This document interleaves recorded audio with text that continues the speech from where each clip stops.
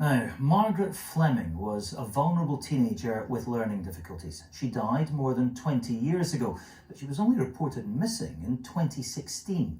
Her two carers, Eddie Kearney and Avril Jones, were found guilty of her murder, but it was an unusual case, with no eyewitnesses, no weapon, and, crucially, no body. Margaret's remains have never been found. A BBC Scotland documentary was given unprecedented access to the investigation and subsequent trial. The two-part series will air straight after this programme tonight and continue tomorrow.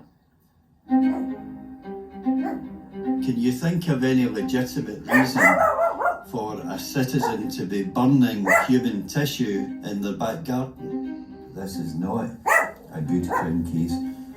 It smacks of desperation. The real focus of the case is that a wee girl was let down by social services enormously. There should have been something, and how it went 19 years before they picked up on it. I mean, how sad is that a life has just disappeared and nobody's missed it? It just really makes you wonder what really did go on in here.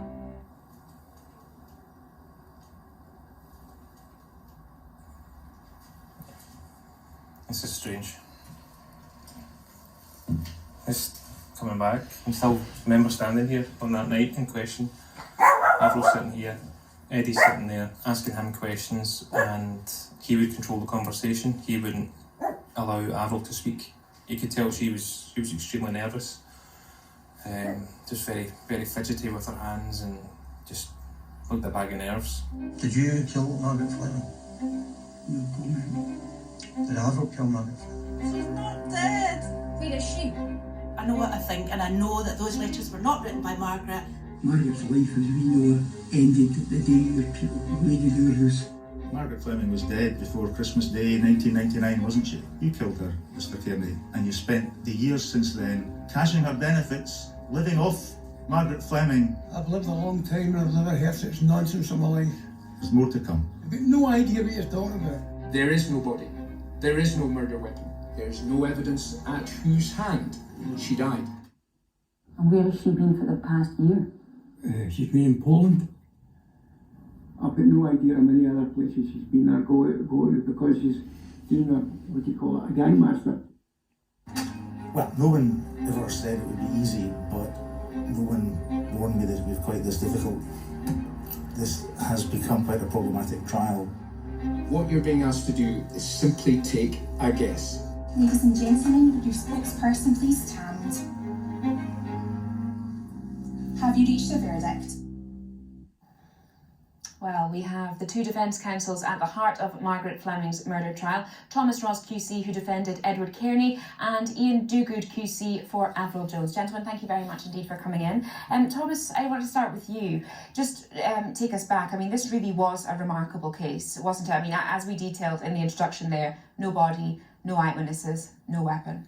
Yeah, I mean, it was a 1 in a million, and the most obvious feature which made it unique was the absence of a body, but also there was the element that Mr. Kearney had been interviewed by the BBC, which formed part of the trial process, where most accused play very little part in the police investigation. Many insist on the right of silence, and Mr. Kearney had put so much information into the public domain.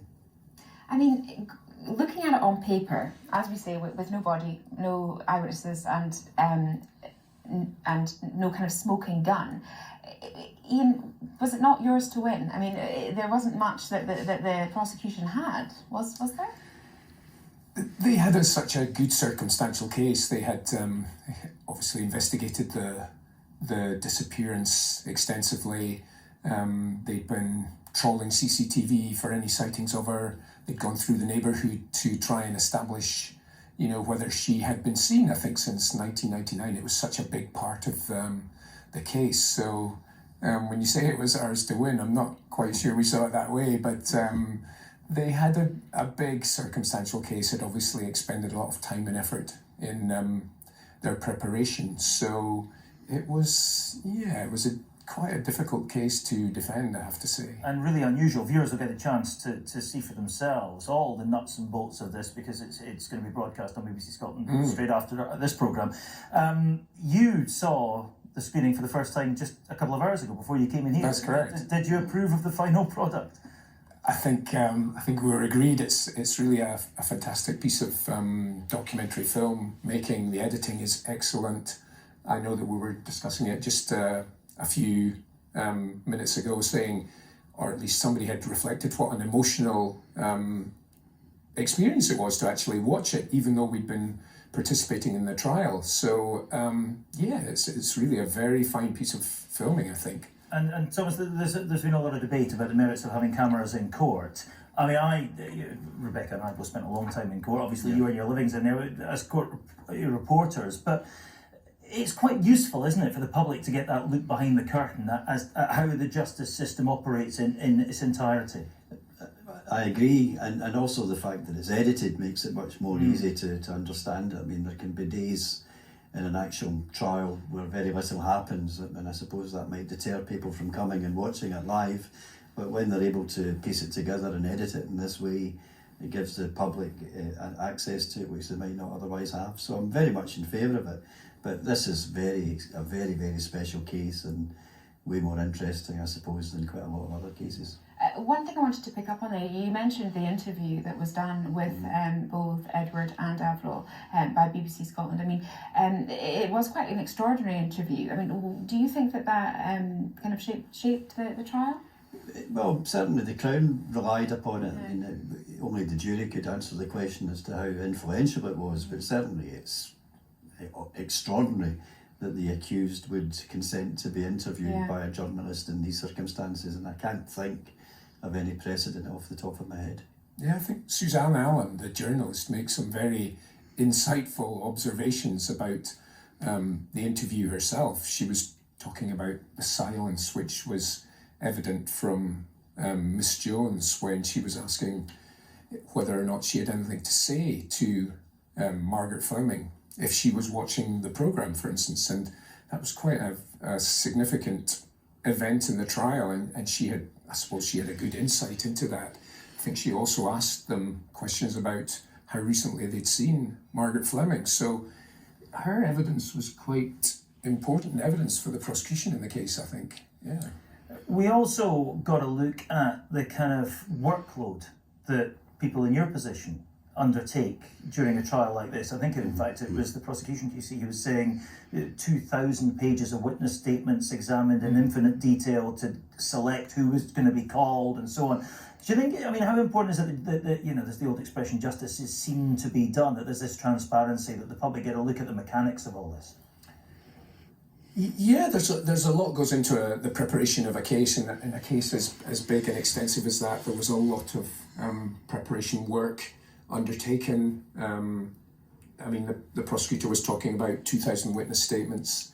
The same goes for us and more, and trying to identify parts where the prosecution case might be vulnerable, whether or not there are parts of the prosecution case which actively support the position which are taken by certainly the accused whom I was representing. So there's a lot of preparation goes into a case like that. And do you know the other thing that always strikes me when I'm sitting in court is the theatrics, the performance part of it, the kind of feigned surprise by QCs at the reactions of the accused and the pregnant pauses and so on. How important is the performance element of it in the job that you guys do? Well, I think it's important that you can remain persuasive throughout the trial, so if you're unduly combative or unduly theatrical, as a jury might assess it, there's a danger they won't be that interested in listening to you when you get to make the closing submission. So that's part of it. I wouldn't go so far as to describe it as a performance, but certainly if a point is made, you take a pause to enable the jury to digest it, and hopefully if they see that you don't do that all the time, they might think, well, this must be important. So there's that, but I mean, I suppose it's just experience, really. Yeah, I have to say I've seen some counsels giving it the full bifter in court that the finest actors in the land would have been proud of. But I guess it all helps. Anyway, we watched the programme this afternoon. Highly recommend it. First episode on after this programme, second on tomorrow. Yeah.